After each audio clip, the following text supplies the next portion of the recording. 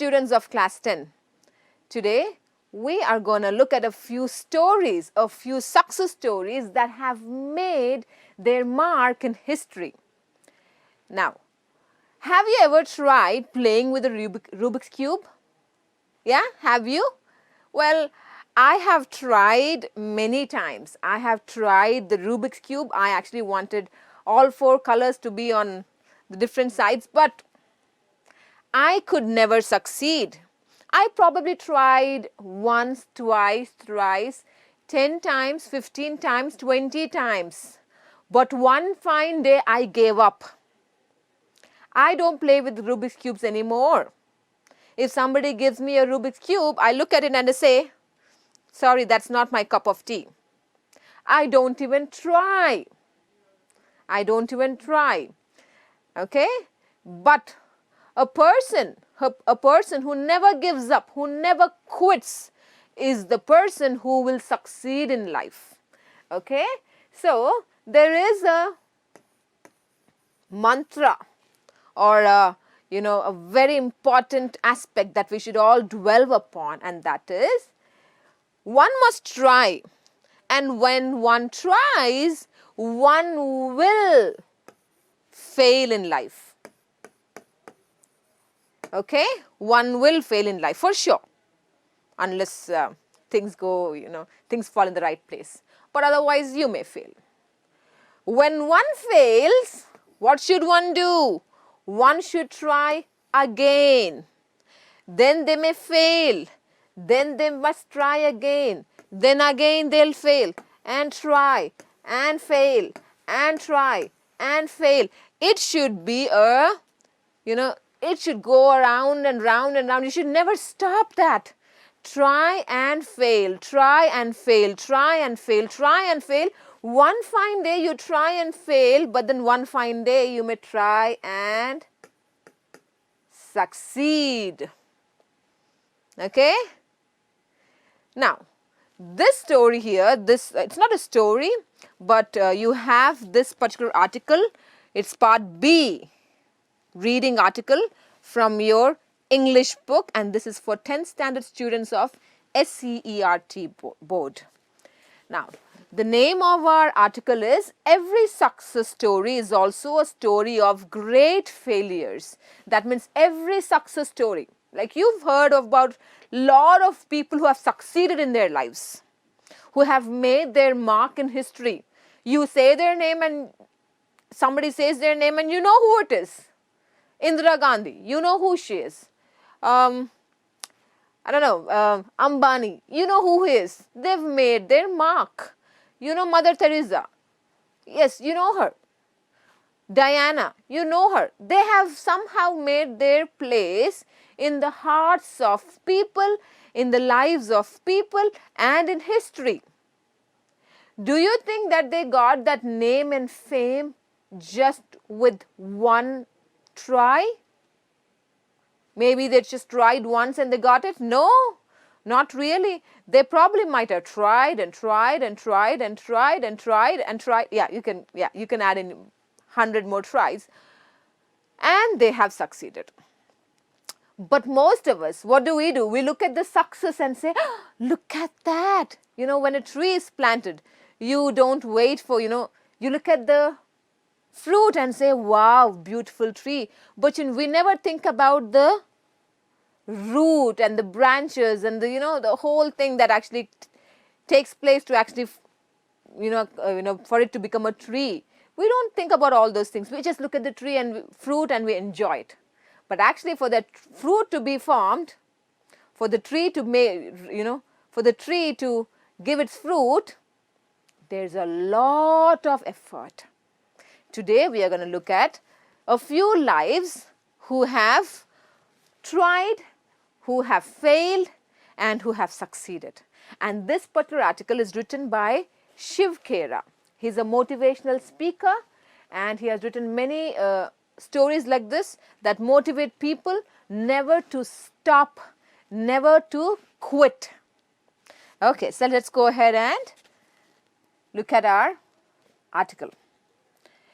Every success story is also a story of great failures. Failure is the highway to success. Tom Watson Sr. said, if you want to succeed, double your failure rate. So Tom Watson here, he said, if you want to succeed, what should you do?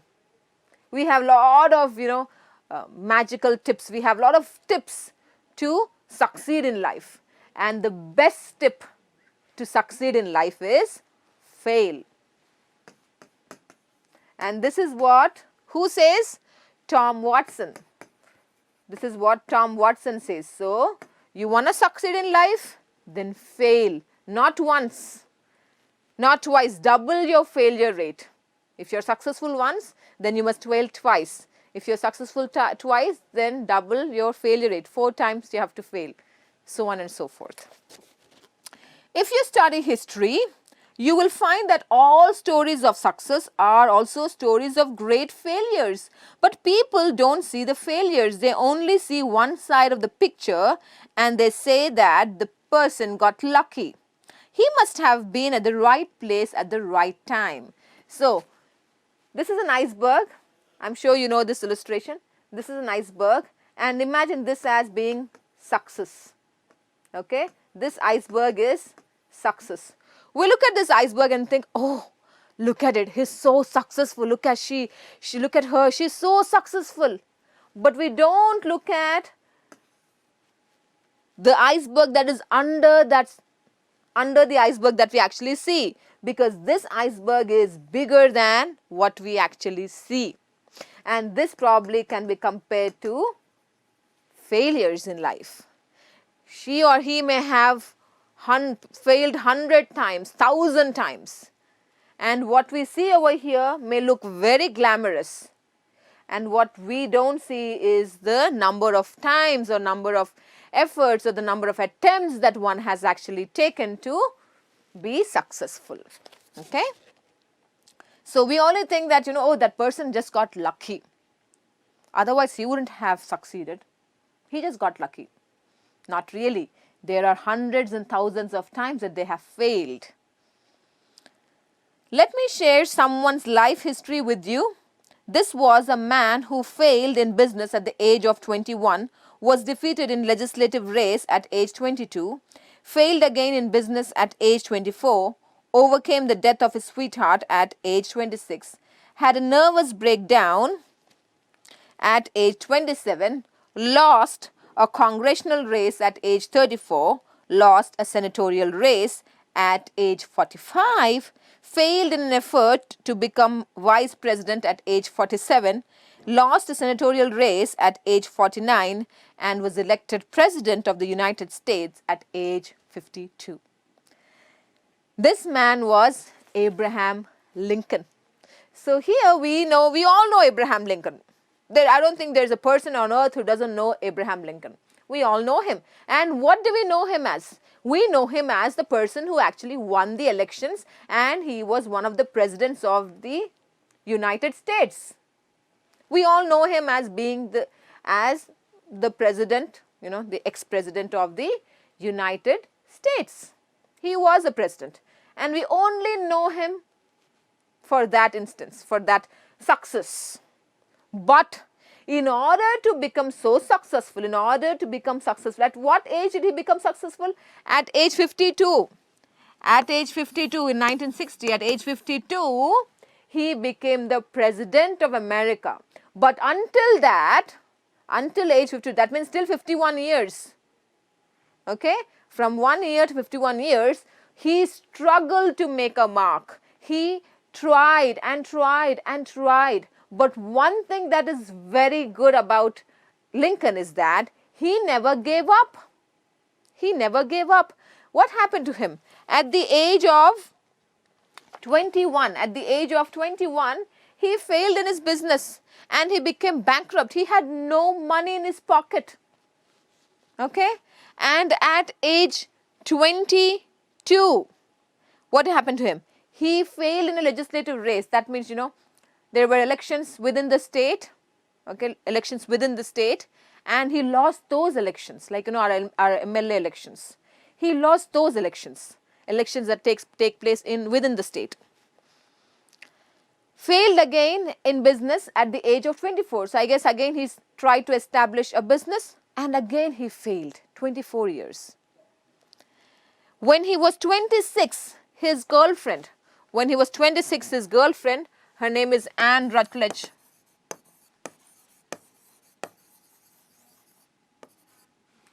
Anne Rutledge, she died when he was 26. He wanted to get married to her and she died. And when she died, what happened the next year? He suffered nervous breakdown. What is nervous breakdown? That means too much anxiety. You're like in tremendous stress. And that is what happened to him when he was 27 because his girlfriend died.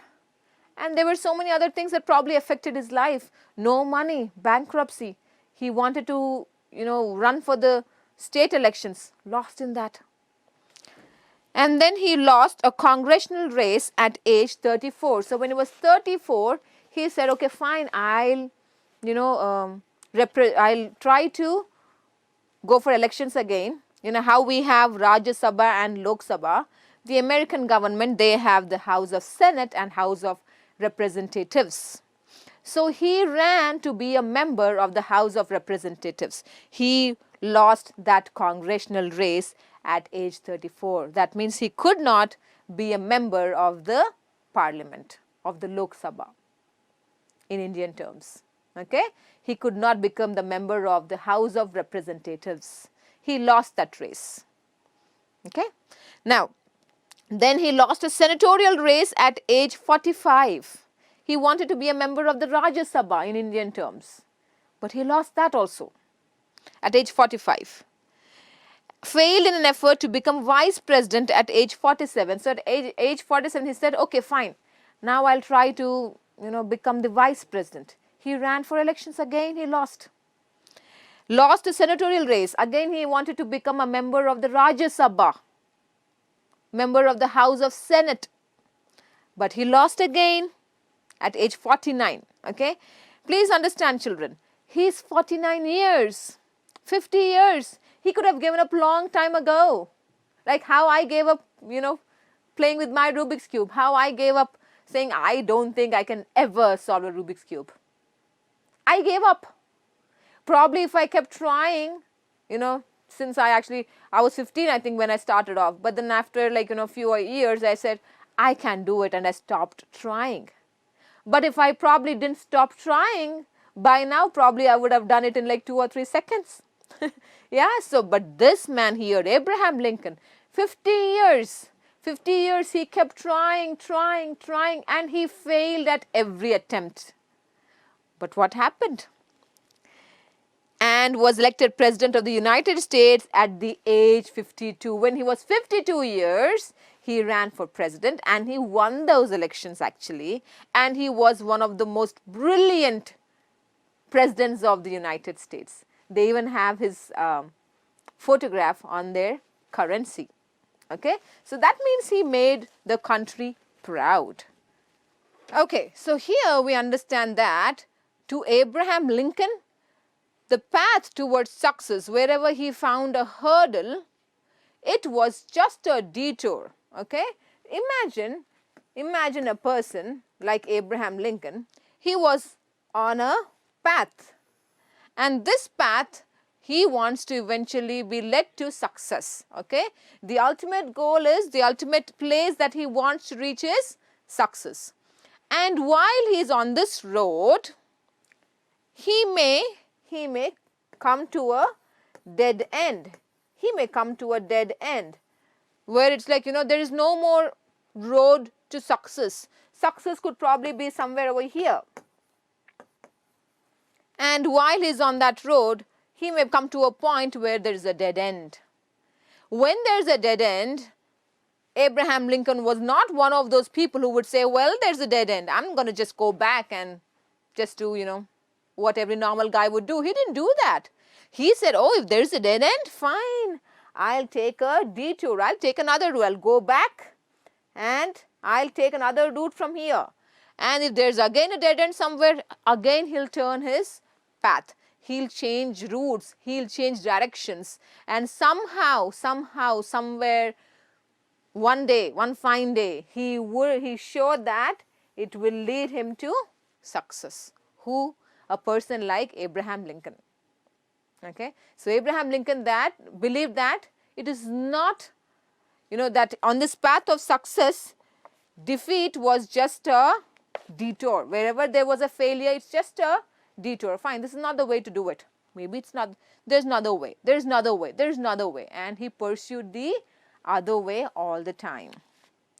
Let's go to the next person we have over here, and he is Lee De Forest, the inventor. In 1913, Lee De Forest, the inventor of the triode tube, was charged by the district attorney for using fraudulent means to mislead the public into buying stocks of his company by claiming that he could transmit the human voice across the Atlantic. He was publicly humiliated.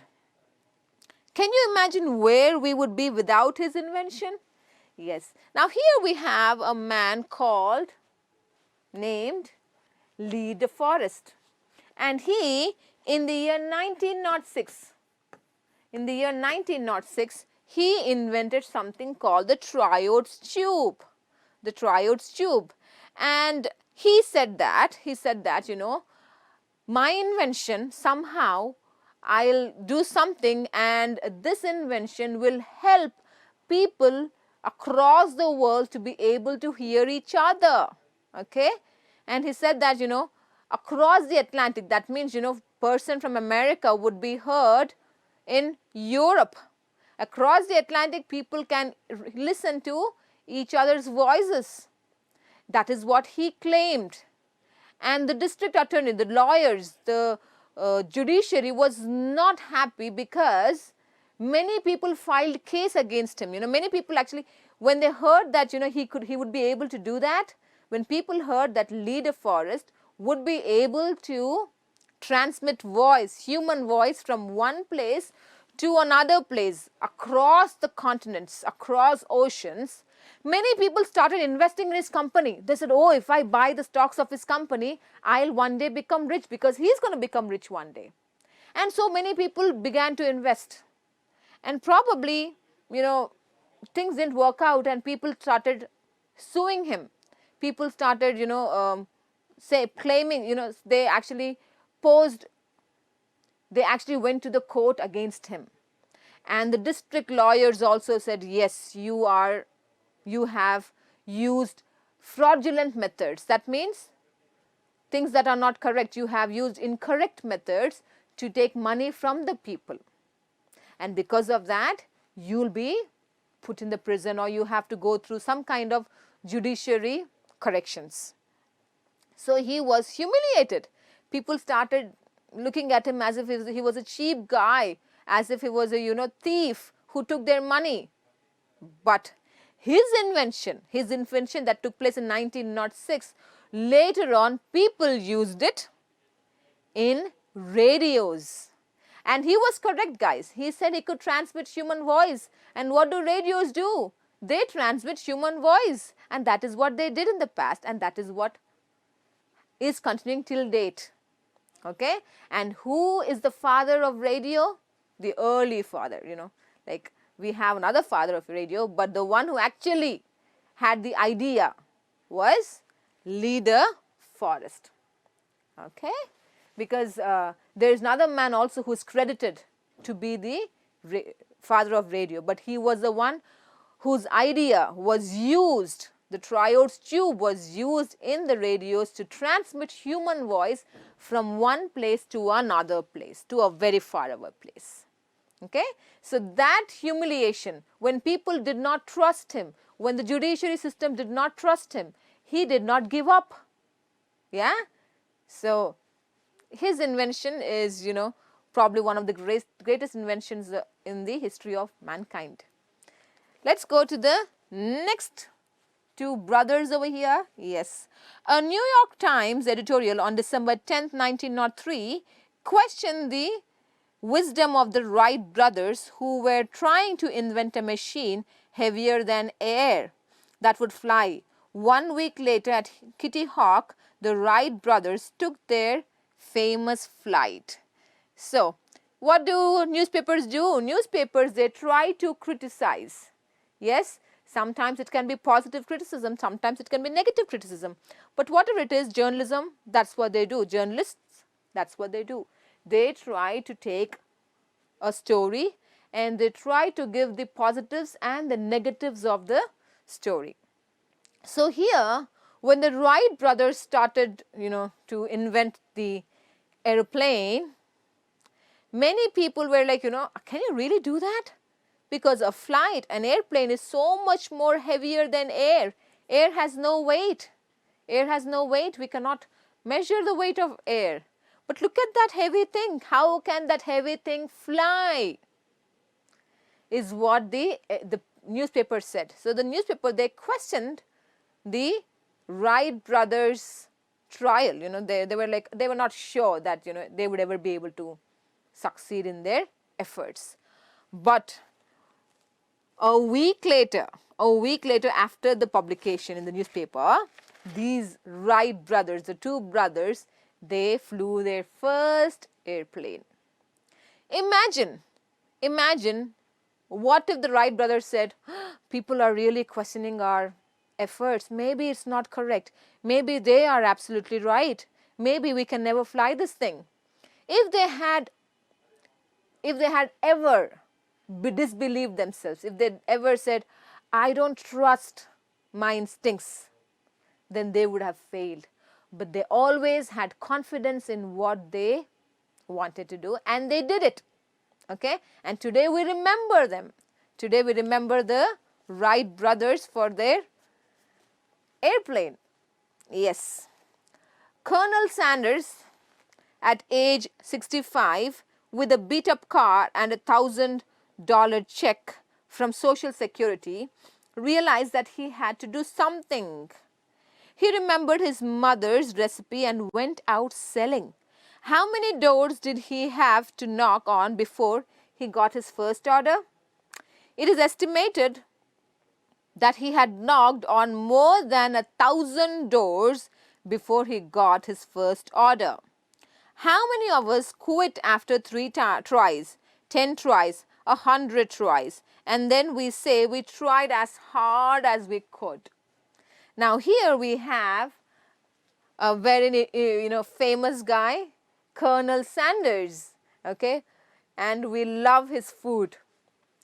When he was 65, he had a car which was overused. Okay, it was overused. It says beat up. What does beat up mean? That means it's completely worn out.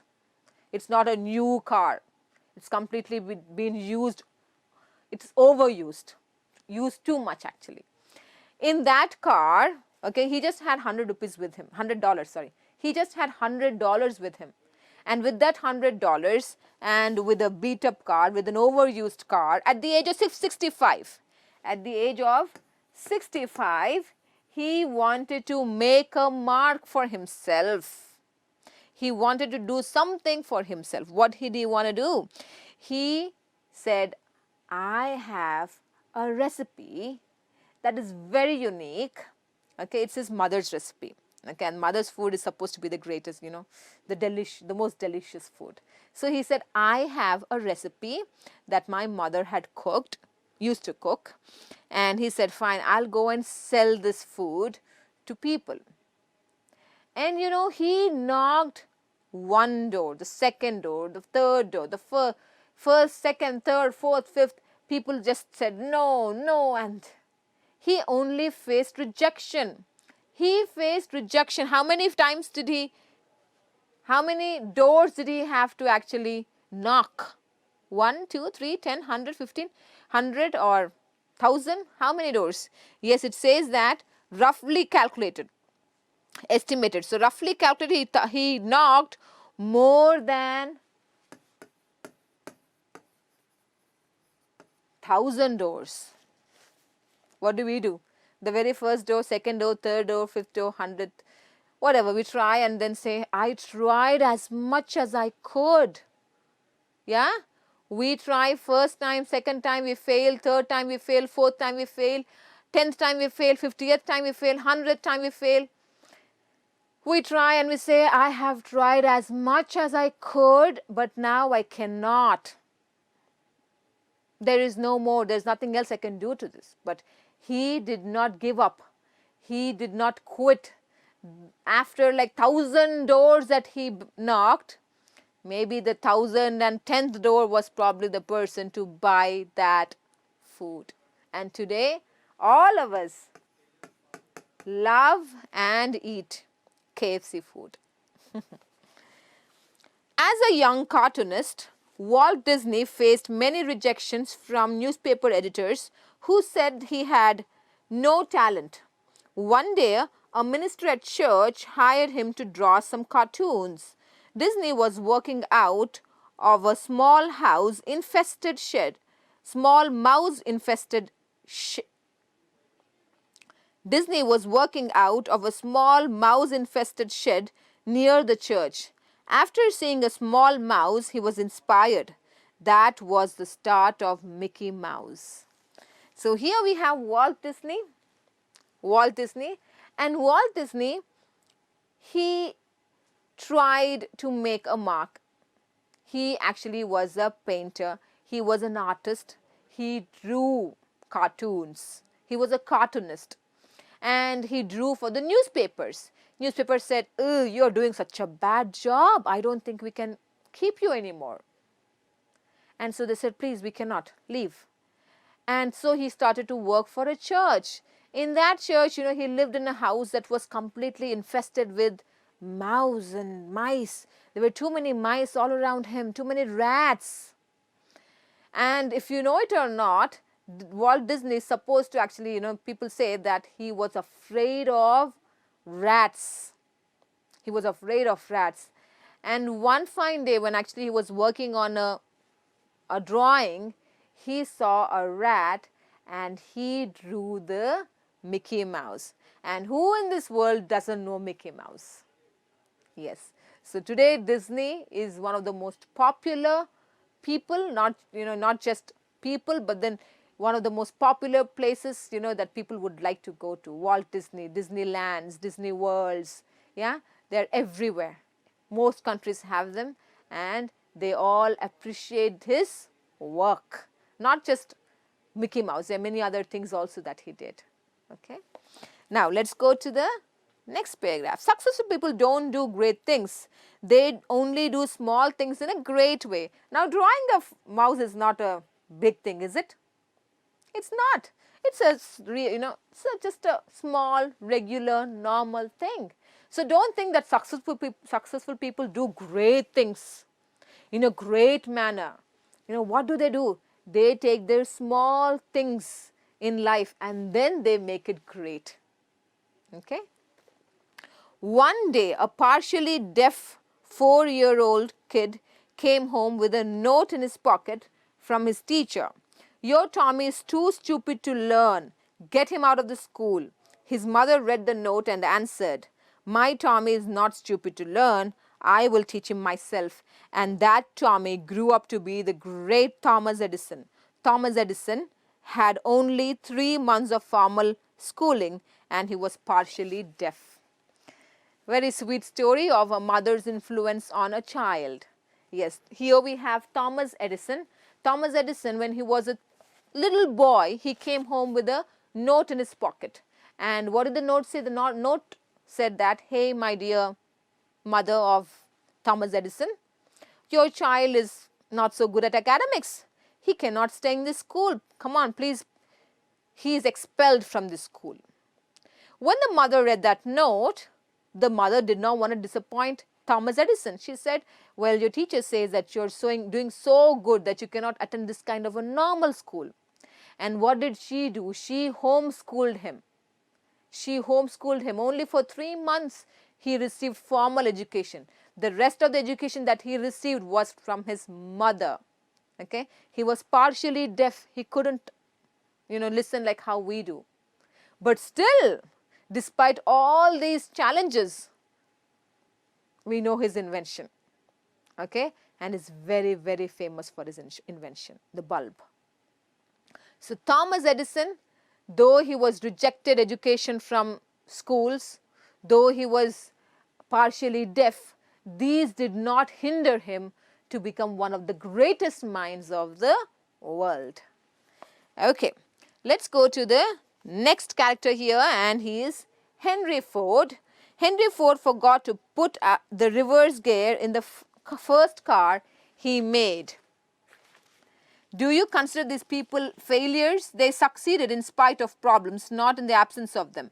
But to the outside world, it appears as though they just got lucky. So here we have Henry Ford. And Henry Ford, you know, when he tried making his first car, he forgot to put the reverse gear.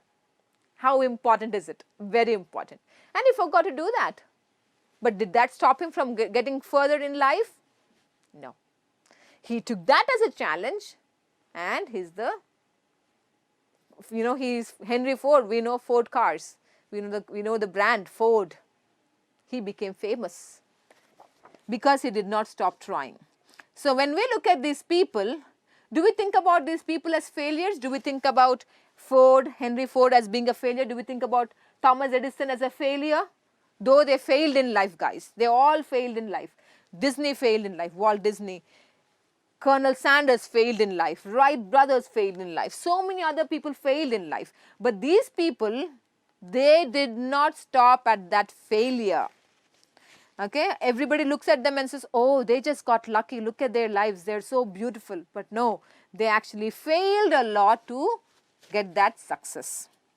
All success stories are stories of great failures. The only difference is that every time they failed, they bounced back.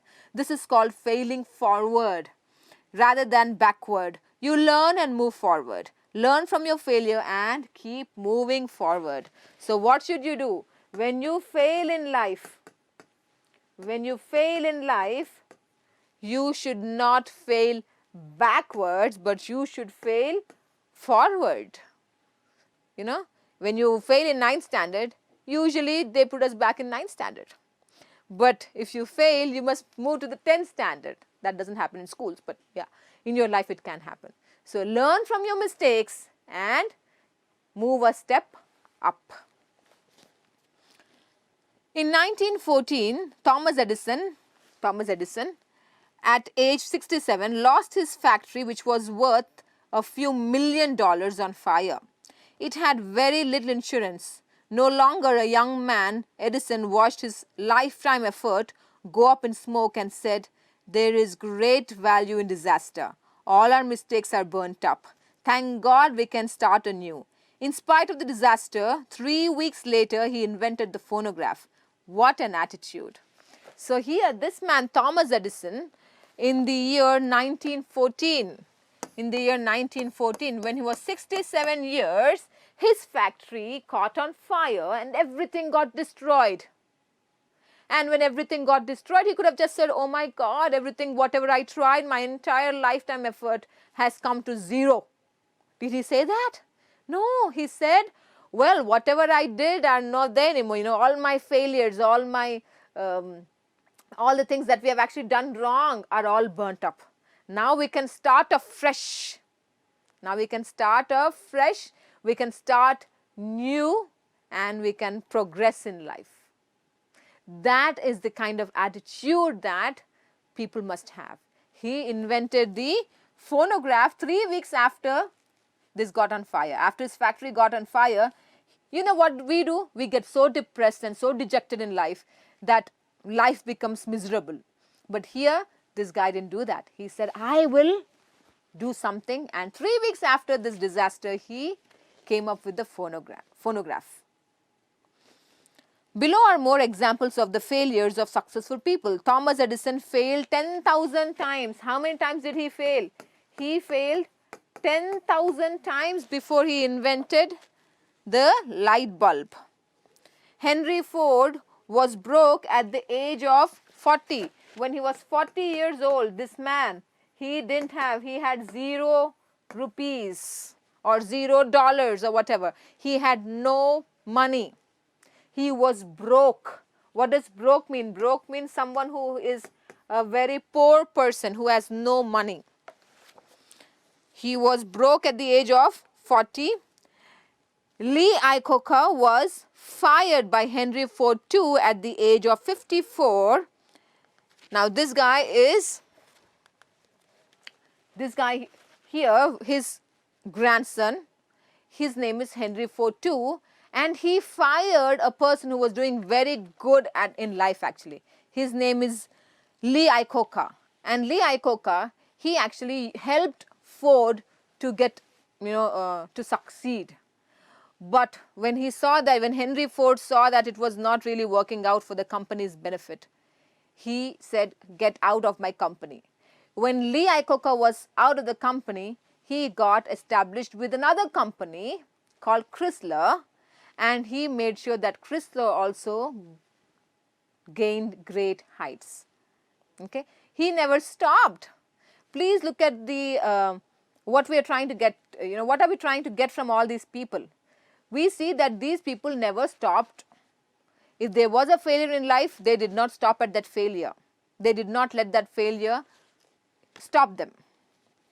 Young Beethoven was told that he had no talent for music, but he gave some of the best music to the world.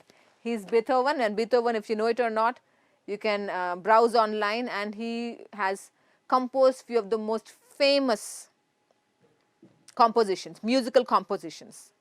Okay, for Elise, if you can actually browse online for Elise, you will hear that it's a very common and most noted musical composition, notable musical composition, and Beethoven did that.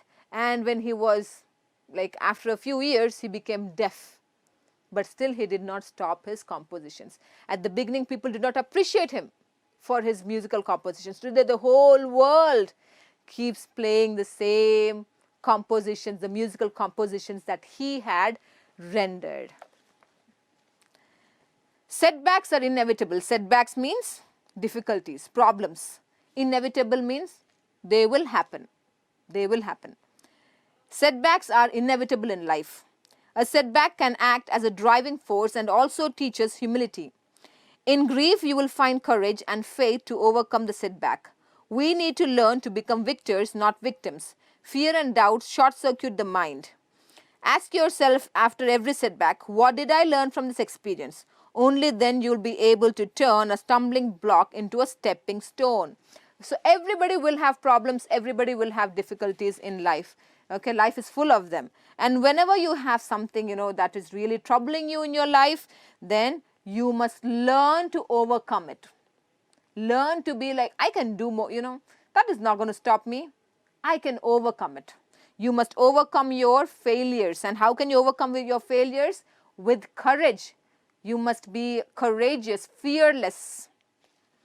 And we need to become victors. We need to become winners and not losers. So when you are fearful, guys, fearfulness will only, make you more depressed in life. So never fear anything and take life head on only by being fearless and having faith, confidence in yourself that yes, I can do it. And whenever you come across any kind of failure in life, think, ask, what can I learn from this failure? Learn from your failure and move forward. The motivation to succeed comes from the burning desire to achieve a purpose. Napoleon Hill wrote, whatever the mind can conceive and believe, the mind can achieve. The mind of man, guys, it's very, very tricky, very interesting. If your mind can say, I can do it, you will do it. If your mind says, I cannot do it, you cannot do it. So Napoleon Hill, a very intelligent man, he said, whatever the mind of man, if you can conceive means if you can have that idea, if that idea is born in your mind, if you have an idea and if you can believe that you can do it, then you can achieve it. A, B, and C. Okay, but in the reverse order. Conceive it. First, you have to have an idea. Now, number 2, you have to believe in that idea. And number 3, you'll be able to achieve it. A young man asked Socrates the secret to success. Socrates told the young man to meet him near the river the next morning. They met Socrates asked the young man to walk with him towards the river. When the water got up to their necks, Socrates took the young man by surprise and ducked him into the water. The boy struggled to get out of the water, but Socrates was strong and kept him there until the boy started turning blue. Socrates pulled his head out of the water, and first thing the young man did was to gasp and take a deep breath of air. Socrates asked, What did you want the most when you were there? The boy said, Air. Socrates said, This is the secret to success. When you want success as badly as you wanted the air, then you will get it. There is no other secret. So one day, Socrates is a very intellectual man, an intellectual thinker. Yes, and he was, a young man came to meet him, and the young man said, I want to know how I can be successful in life. Okay, so this man said, okay, you want to know the secret to success? Come and meet me at the river tomorrow. The next day, Socrates, what did he do? He put this little boy, this young man, in water. He put him in there, and the boy was struggling to come out. He was trying, but he couldn't come out because Socrates held him tight under the water. That boy turned blue. And finally, Socrates released him. And when he came out, Socrates asked, What was the thing that you said, I want? When you were in water, what is one thing that you wanted? And what did the man want? He wanted air. Yes, he was suffocating. He was only drinking water. He wanted air. We need air to live. And Socrates said, the way you need air, imagine, just put your hands over cup your mouth and nose with your hands for a while. That desire to take that air, that breath is, it's a driving energy that you have inside to breathe. Nobody can stop you from that. Yes, unless you're forced into it. But yeah, we need that air. And this man says, Socrates says, if you desire success the way you desire air, then you will be successful. Okay? A burning desire is the starting point of all accomplishment. Just like a small fire cannot give much heat, a weak desire cannot produce great results. So, don't think, don't have a little ambition. Don't say, I just want this much. Have great ambitions.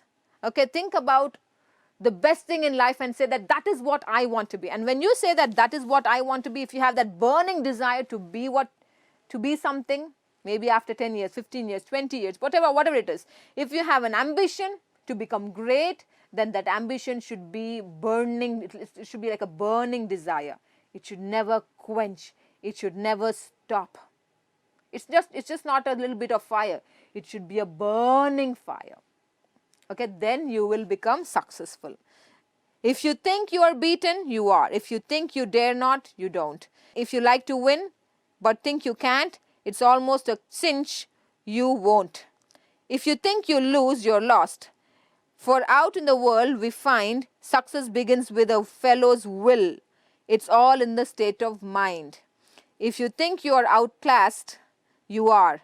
You've got to think high to rise. You've got to be sure of yourself before you can ever win a prize. Life's battles don't always go to the stronger and faster man, but sooner or later, the man who wins is the man who thinks he can. So in short, what is Shiv Khera trying to say in this poem? He's saying that a person who thinks that he can will, and a person who thinks that he cannot will not be able to succeed in life. So think your can and can't. Your life should be filled with cans. We should not live a life of cans. Once you say I can, then you will. Your mental power, your mind power is very, very interesting. If you have a strong willpower, you will attain success. Okay? With this in your mind, read this lesson once again, okay, and keep working towards your dreams. And one fine day, you will achieve it.